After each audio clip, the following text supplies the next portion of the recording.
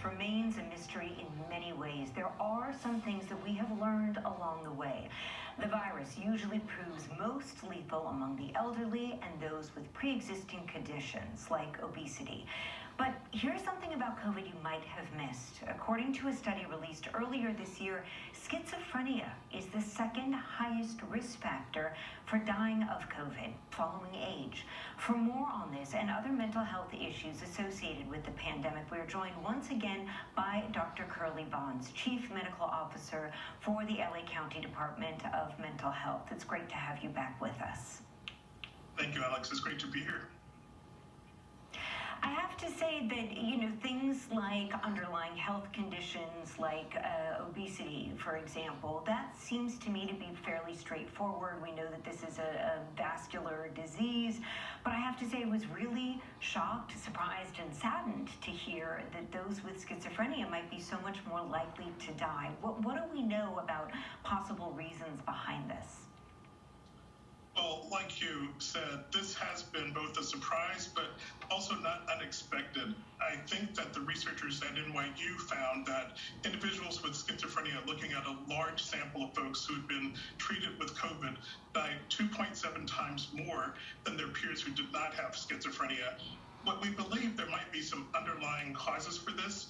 Actually, they sort of did a correction for things like obesity, hypertension, smoking, and lung disease, which also tend to disproportionately affect individuals with schizophrenia, but those things didn't seem to make the difference. So we now think that there may be something specific genetic about folks who have schizophrenia, which is a genetic brain disease that's inherited. It might also be something to do with the medications, which can affect metabolism. We know that they have a large side effect burden, and honestly, individuals who have serious chronic mental illness die sooner than their peers who don't have those, somewhere between 19 to 20 years more by a lot of studies.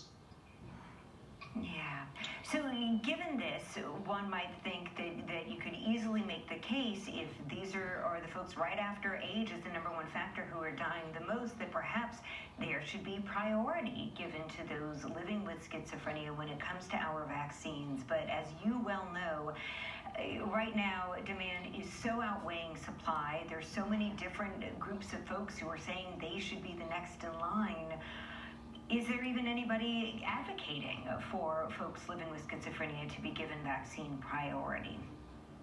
Absolutely. I've been in conversations with my colleagues at both the Department of Public Health and also the Department of Health Services to talk about what might be appropriate prioritization.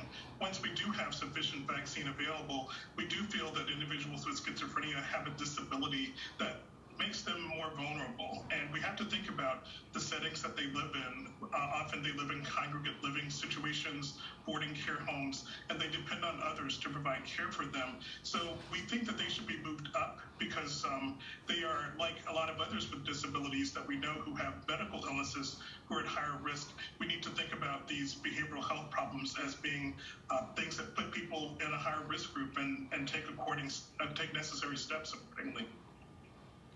Yeah. And of course, as you well know, this is not the only demographic here in Southern California that when it comes to vaccine distribution may require more than just opening up some mega site and hoping that people will be able to get there and come along. Mayor Eric Garcetti here in Los Angeles recently announced a new mobile outreach for vaccine equity program. It's called the MOVE program. And when you are thinking about, okay, how do we get the vaccines out to people who are most in need here in Southern California, certainly it seems like, having a mobile program, meeting people where they are, seems like that's part of the equation. But what else do you think really needs to be done right now to improve equity, which really is, we're seeing maps come out recently showing where COVID is and where vaccines are.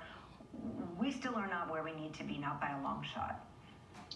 No, we're not, unfortunately. I think mobile vaccine programs are a great idea, but I also think those have to be partnered with education, because information is the number one thing that if someone's hesitant about receiving the vaccine, either because of historical concerns or just outright fear, we need to partner the vaccine availability with information about how much it can help.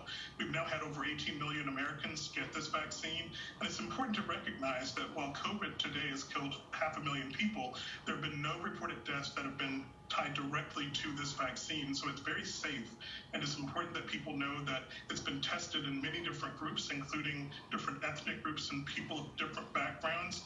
And then I think we have to make accommodations for people to get the vaccine. You need to be able to take time off work, and you need to have transportation if it isn't coming to your neighborhood. But using things like heat maps that show where the most impacted communities are really get us to the place where we need to deliver it the most and get it into people's arms. Yeah. And when it comes to getting the message out about education, as you mentioned, there's a lot of really great news, and we're starting to see, all sorts of information coming out about how well this vaccine has been able to tamp down the rates and how there haven't been, hospitalizations or deaths. What do you feel like is the best way to get that information out, right? Because there's a million different ways you could do it, but it doesn't necessarily seem like all of them are effective necessarily. What do you think is the most effective when it comes to messaging? I think it's really about trusted brokers from the community, people that we know. For example, public health leaders are one group. I think politicians are another, spiritual leaders, people who are in a position of trust already, because trust is probably the number one thing. That's why I know that myself and other colleagues, we've tweeted photos of ourselves getting the vaccine to show people that, hey, look, this is something that is a good thing to do. And when your number comes up, when you are eligible to get it, you should go out and receive it. And I think just making public health messages really frequent and in-depth so that people can ask questions, having an opportunity for dialogue is just so important. I thought of you over the weekend as I happened to catch the most recent episode of Saturday Night Live. I don't know if you saw it or not, but there was this skit where you did? Okay, so I'm so glad you did. So yes. For folks who didn't, there's a woman who goes to the bar and she's all dressed up and she sees a guy and everything's great until you find out that none of this is actually happening. She's at home talking to her plants who are talking back to her because she's kind of losing her mind. And I laughed out loud so hard because I feel like we're all there right now. We're coming up on a year, really, of staying at home and this pandemic, and even people in the best case scenarios are dealing with a lot of stress and anxiety. What do you think is some of the best advice that you could offer us about how we can get through pandemic fatigue, which I feel like is hitting everybody right now? Well, you're absolutely right. That was a very entertaining episode, and although I think it made light of the social isolation and the possible psychological effects of COVID, we know that 63% of Americans have reported more anxiety over this past year than prior to the year of the pandemic. So there's a lot of anxiety, depression, and I know that in talking with individuals that I work with and also that I treat, there are some things that do help. Finding new activities. I talk about silver linings.